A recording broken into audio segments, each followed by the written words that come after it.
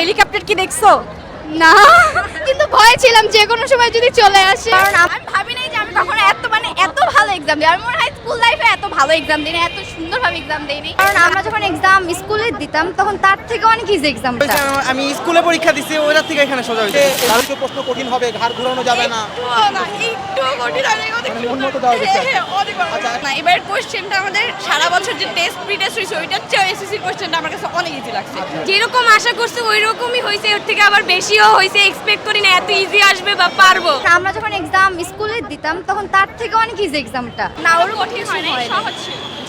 না, পরীক্ষা আলহামদুলিল্লাহ ভালো হয়েছে। আর গার্ড মানে যতটুকু দেওয়া দরকার দিছে, এমনটাও না যে দেয় নাই। প্রশ্ন তো আলহামদুলিল্লাহ অনেক ইজি ছিল, ওরকম হার্ড যেভাবে বলা হয়েছিল যে অনেক হার্ড আসবে, আমি অনেক প্যানিক করতেছিলাম, ওরকম কিছু হয় নাই। অনেক ইজি কোয়েশ্চেন ছিল, সিকিউ এমসিকিউ দুইটাই।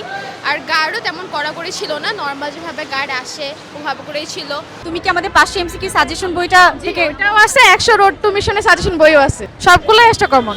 কালকে রাত্রেবেলা আমি উপন্যাস একদমই পড়ি নাই, তো আমি সার্চ করছি যে ওয়ান শট ক্লাস উপন্যাসে।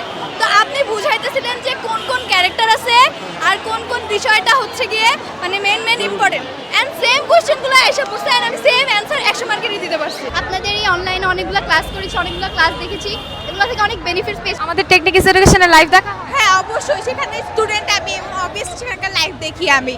আর সুমন ভাইয়া বই থেকেই সব কমন পাইছি। ওরা ততটা আতঙ্ক নিয়ে আজকে পরীক্ষার হলে ঢুকেছিল, বাট প্রত্যেকটা বাচ্চার মুখে প্রত্যেকে হাসি মুখে বের হয়েছে। তো এখন যাতে এসএসসিতে অবশ্যই গোল্ডেন প্লাস আসে।